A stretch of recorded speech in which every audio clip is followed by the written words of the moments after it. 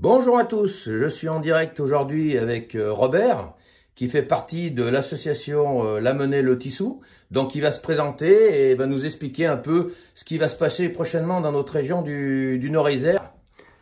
Bonjour. Donc tu peux nous présenter ton association?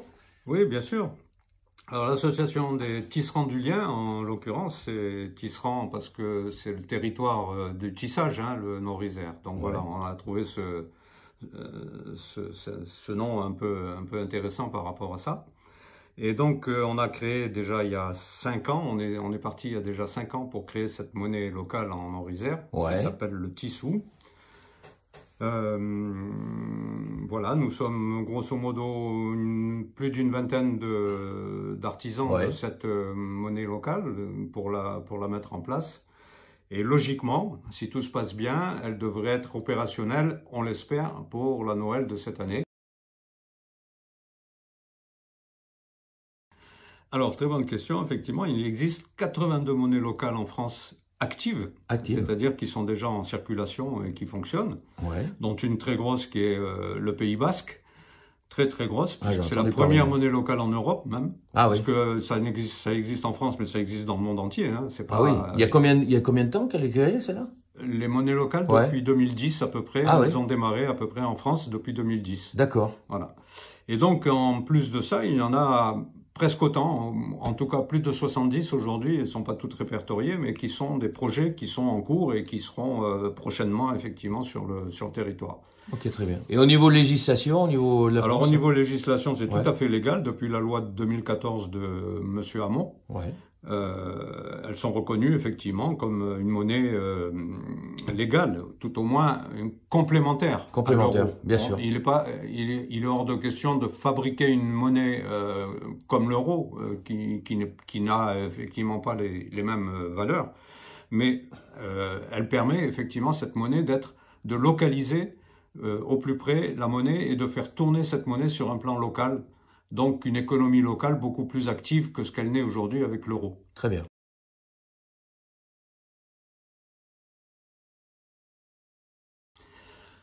Alors, c'est un peu une question complexe dans la mesure où il faut que tout le monde y participe. Ça veut dire du citoyen lambda qui va faire ses courses tous les matins dans son quartier ou un peu plus loin, aux commerçants et artisans qui sont présents sur le territoire, aux petites et moyennes entreprises, pourquoi pas, et puis voir jusqu'aux élus, de façon à ce qu'effectivement il y ait une cohérence entre le fait de relocaliser l'économie au plus proche de nos besoins, et de manière à ce qu'effectivement tout le monde en profite. Parce qu'en fait, le problème d'une monnaie aujourd'hui, c'est il faut qu'elle circule pour qu'elle soit intéressante. Donc, cette monnaie qui n'est que locale et qui ne peut absolument pas sortir de ce territoire, ne peut que rendre service justement dans cet esprit-là. Et donc, il faut que tout le monde y participe. Donc, effectivement, tous les citoyens sont appelés à accepter effectivement de jouer le jeu en monnaie locale, avec leurs commerçants, leurs artisans, et quitte à éventuellement les bousculer un peu pour qu'eux aussi acceptent. Bien sûr, les artisans et commerçants, parce qu'ils ont des choses à vendre, et autant qu'à faire, autant les vendre effectivement avec des produits locaux, les plus locaux possibles, ou fabriqués localement. D'accord.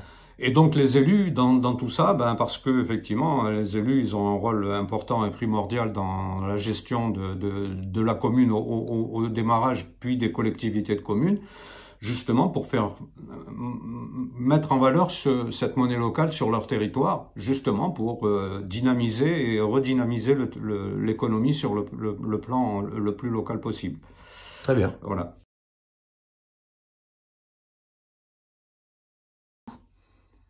Alors, premièrement, pour que cette monnaie puisse circuler, il faut qu'elle soit présente sur le territoire. Pour qu'elle soit présente, il faut que des commerçants, voire des associations ou des personnes qui ont déjà une présence sur le territoire, puissent faire l'échange entre l'euro et le tissou. On appelle ça des bureaux de change. D'accord. D'accord. C'est-à-dire on prend le rôle un peu de la banque qui vous donne des euros avec votre carte bleue. Là, ça sera à peu près la même chose. Vous donnez 100 euros, on vous donne en équivalence 100 tissous, puisque 1 égale 1. D'accord. Donc ça, il n'y a aucune perte là-dessus. Très bien. Donc ces bureaux de change, effectivement, vont être disséminés sur tout le territoire, le plus proche possible. Certains, comme une petite association qui a développé effectivement un groupement d'achat citoyen solidaire, a proposé effectivement d'être un bureau de change itinérant, puisque lui va circuler un peu sur pratiquement tout le territoire.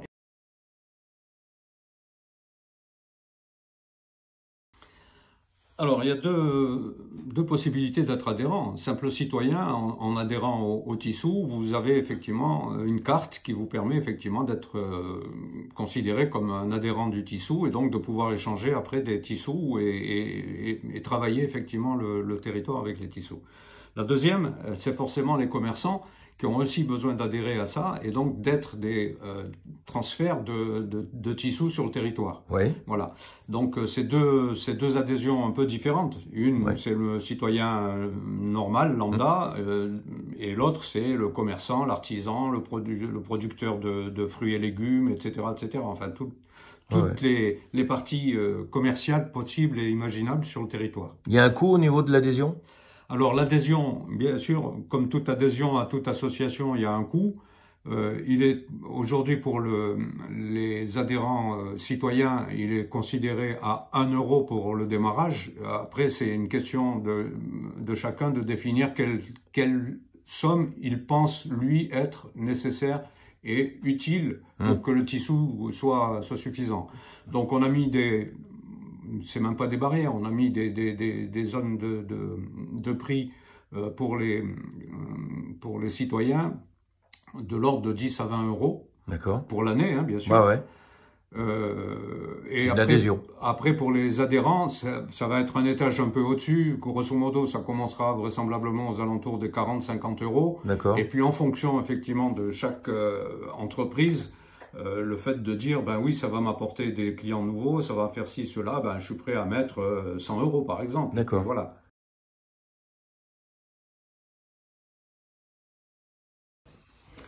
Alors, effectivement, il y a beaucoup de gens qui nous ont posé la question en disant, mais moi j'achète déjà du bio, je fais des trucs comme ça, etc., je vends local, machin, etc., je ne vois pas l'intérêt. Alors l'intérêt d'abord, c'est effectivement une question de valeur, une question de comprendre qu'effectivement on a intérêt à faire travailler beaucoup plus le local que ce qui vient de l'extérieur, d'autant plus quand on sait qu'aujourd'hui on est en alimentaire à 47% d'importation, donc ça c'est très grave. Mais en plus, le gros avantage du Tissou, c'est que comme cette monnaie travaille que sur le plan local, lorsque vous allez me donner 100 euros pour les transformer en 100 Tissou, donc vous, ça ne vous changera rien de votre vie. Rien du tout. Comme 1 égale 1, vous allez pouvoir continuer à acheter comme si c'était en euros, mais c'est du Tissou. Donc vous savez que c'est local. Mais les 100 euros que vous nous avez donnés au niveau de l'association, ils vont dans un fonds de garantie, dans une banque qui s'appelle la Nef, pour la nommer, puisque c'est la seule banque éthique qui existe aujourd'hui en France. D'accord. Et ce fonds de garantie va servir justement, c'est la cerise sur le gâteau, à permettre à de nouvelles entreprises, voire à des extensions d'entreprises, mais purement locales, de pouvoir bénéficier de cette manne d'argent. Puisqu'on sait qu'aujourd'hui, les banquiers ont la possibilité de multiplier par 6 les montants qu'ils ont en banque, de façon à effectivement pouvoir préparer des prêts. Et donc ça, nous serons automatiquement co-gestionnaires de ces fonds de financement, de façon à ce qu'on développe effectivement des nouveaux acteurs, des nouveaux projets, des nouveaux trucs, uniquement pour le local. Et donc une idée par exemple qui est en cours actuellement, qui est en projet assez avancé déjà, puisqu'on a déjà des études de marché qui ont été faites, etc. C'est effectivement de dire, plutôt que de casser le verre et de le refondre pour en faire de nouvelles bouteilles, pourquoi ne pas faire de la récupération? Pourquoi ne pas essayer de faire justement une usine de lavage de bouteilles qui remplirait exactement le même usage que de refaire une bouteille à partir du verre cassé, mais beaucoup plus efficacement et plus localement. Voilà. Donc c'est un des projets, mais il y en a plein qui sont comme ça en cours et qui pourraient effectivement déboucher sur de nouvelles activités purement locales. D'accord. Voilà. Très bien.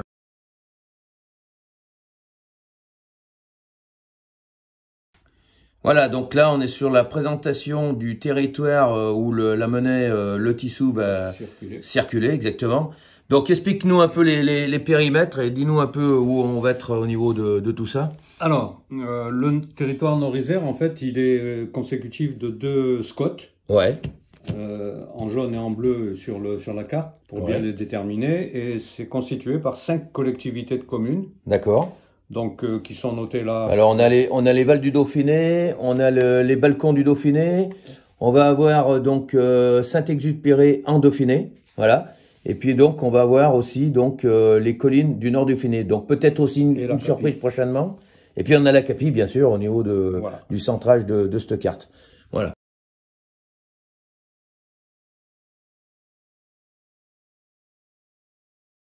Eh ben écoute Robert, merci pour tout cet échange au niveau de la monnaie locale, le Tissou, qui arrive bientôt, donc on espère pour Noël. Donc longue vie au Tissou, hein. Et puis tu veux nous rajouter 2 mots au niveau de ton explication, au niveau de ta monnaie? Eh ben écoute, non, moi c'est plutôt moi qui vous remercie d'avoir eu cette initiative de faire une interview sur la monnaie locale, sur le Nord-Isère, c'est super sympa.